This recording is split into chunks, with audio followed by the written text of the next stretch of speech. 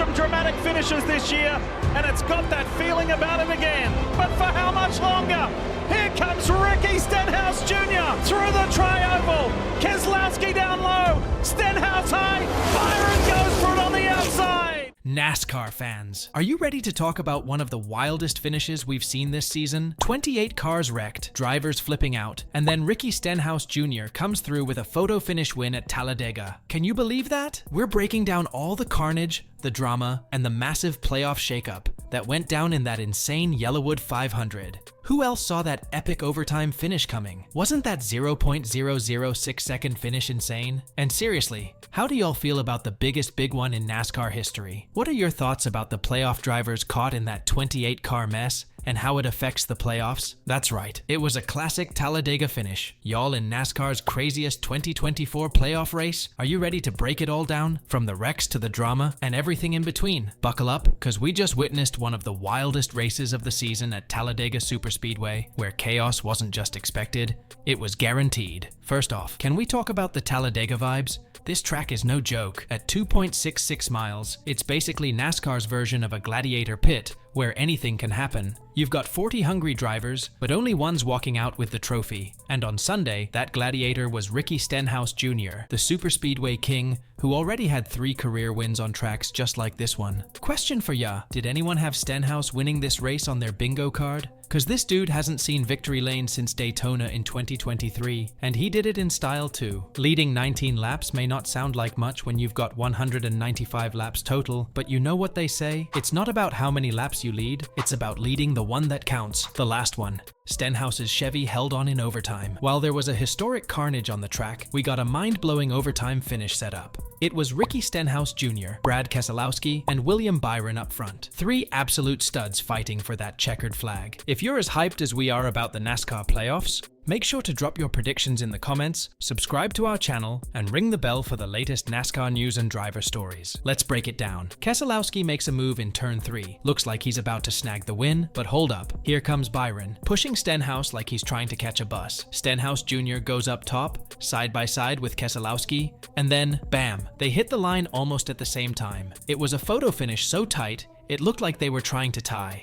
William Byron, Brad Keselowski, and Kyle Larson in the 5. We've had some dramatic finishes this year, and it's got that feeling about it again. Here comes Ricky Stenhouse Jr.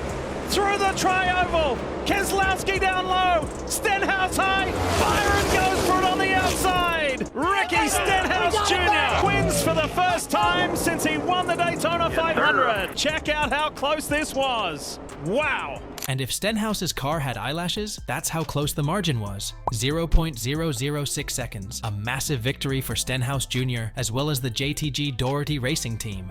Boy, Ricky, 6/1000ths of a second. What was your take on that final, really half lap? Felt really good. We had our, Chevy teammates behind us, and I was hoping Kyle wasn't going to push the 6 that hard. Man, this team has put a lot of hard work in. Obviously, we haven't won since the 523, and this track is one of ours to come get. So for all of our southern Mississippi people, appreciate y'all coming. Man, what a day. Just proud of this group. Glad to get him another win. This win's really, really special. Now let's talk about the big one. And no, we are not talking about some tiny fender bender here. We're talking about a wreck that basically turned Talladega into a demolition derby. With 5 laps to go, chaos broke loose when Brad Keselowski gave Austin Cindric a nudge that sent the entire field into NASCAR's biggest crash ever. 28 freaking cars, y'all. We had playoff drivers, non-playoff drivers. Everyone got a taste of that Talladega madness. It was like a chain reaction of doom. Cars spinning, flipping, catching fire. It was the kind of wreck where if you blinked, you missed about 10 cars getting obliterated. Right there, the 2 got so far out in front of the 6, and then with all the pushing and shoving, when he got to the 2 car, he was going so fast. We don't know what kind of bumper cars these guys were playing out there, but let's just say a whole lot of playoff dreams died on that backstretch. Austin Cindric, who was leading, gets tagged by Keselowski, and boom, there goes half the field. Chase Elliott, Joey Logano, Alex Bowman, Bubba Wallace, Tyler Reddick, you name them, they were caught up in that mess. One word, brutal. Now, let's get to some of the post-wreck drama. Austin Cindric was not happy at all. You could see it in his interview. He was holding back that pure frustration, trying not to go off. As per NASCAR, in a post-race interview, Cindric, who finished 32nd, said, "I just got turned at the front of the field. Unfortunately, that's how Daytona ended for us. And I think what that says is, we've got really fast race cars and great execution. As the leader, I was trying to be as predictable as possible as far as taking pushes, and it's just a real shame. I don't really feel like doing a whole lot of complaining about what happened or whose fault it is. It doesn't really matter.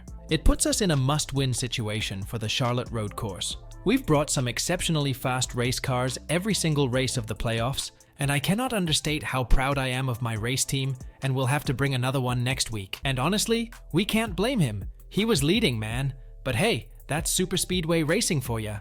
1 minute you're on top, and the next minute you're wrecked." Then there is his Team Penske teammate, Joey Logano, who finished 33rd and said, "Everyone just gets more aggressive at the end of the races."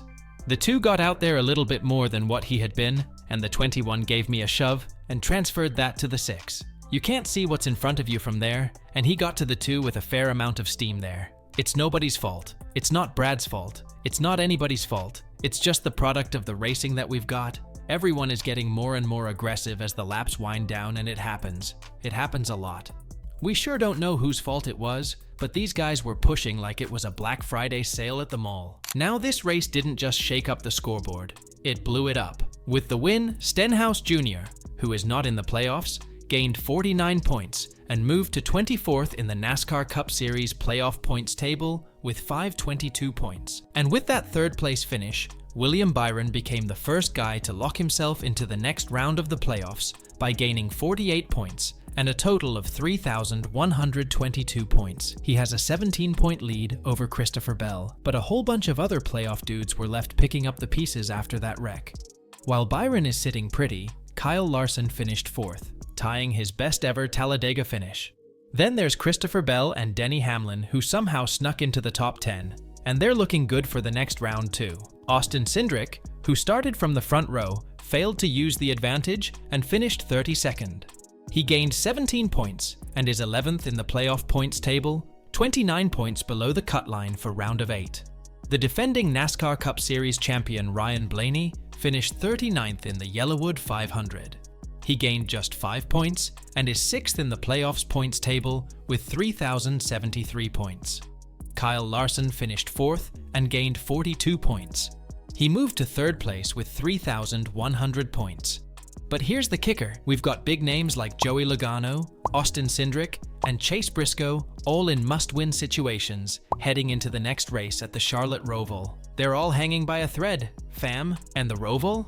It's no joke. So where do we go from here? Well, next week's race at the Charlotte Roval is an elimination race, and it's gonna be absolute mayhem. Only 8 drivers are making it to the next round, so you can bet your bottom dollar that it's gonna be another weekend of crazy battles, bumper-to-bumper action, and maybe, just maybe, another surprise winner like Stenhouse pulling off the upset. Alright fam, what do you think? Was this the craziest Talladega race we've seen in a while? Do let us know who you think is making it through to the next round. Also, who's your pick for the Roval? There's a high chance we might see some more wild underdogs pop up. Drop your thoughts in the comments below, and let's get this discussion rolling. Don't forget to hit that like and subscribe for more interesting stories and updates from everything NASCAR. Do share this video with your friends. Until next time, keep the conversation going on, lucky dog on track.